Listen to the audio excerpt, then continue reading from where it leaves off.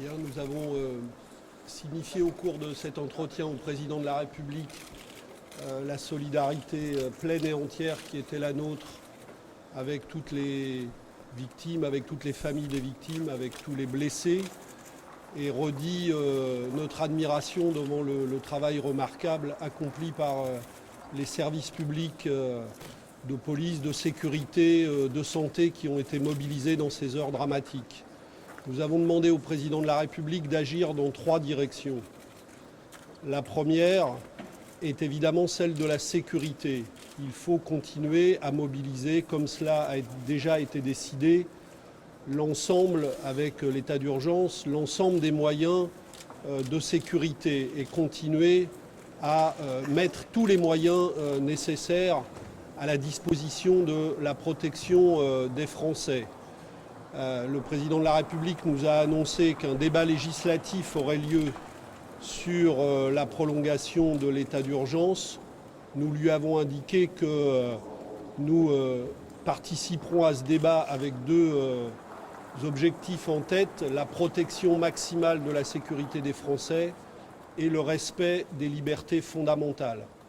Nous avons également indiqué que nous refuserons dans le débat qui s'annonce toutes les dérives ou les amalgames qui consisteraient à nous entraîner sur un terrain qui n'a rien à voir avec l'objet de la situation actuelle et qui viserait à diviser les Français, voire à désigner du doigt des populations, je pense aux migrants qui n'ont rien à voir avec ces événements et qui sont eux-mêmes les victimes de la guerre qui se déroule dans le Grand Moyen-Orient.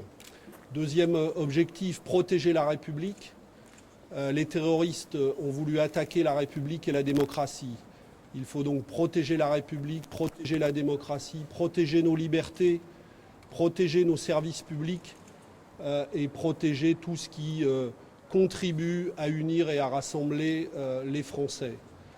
Et enfin, et c'est à nos yeux le cœur du problème, il faut agir différemment pour mener une lutte efficace contre Daesh et contre la situation de chaos et de guerre créée dans tout le Grand Moyen-Orient.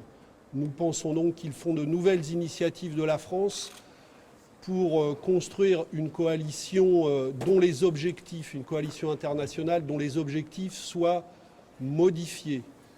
Et il faut un travail à l'initiative de la France pour engager cette réflexion. Et nous avons proposé au président de la République de créer une commission spéciale parlementaire réunissant toutes les commissions concernées des 2 assemblées pour mener ce travail approfondi, sérieux et dans la durée pour réévaluer la politique internationale de la France et l'objectif des forces qui interviennent dans la grande région du Moyen-Orient. Ce qui s'est produit à Paris ces heures-ci est le résultat de l'échec de 10 ans de logique de guerre. Il faut donc changer les objectifs de l'action internationale engagée et nous avons demandé au président de la République et aux assemblées de prendre cette initiative. Merci.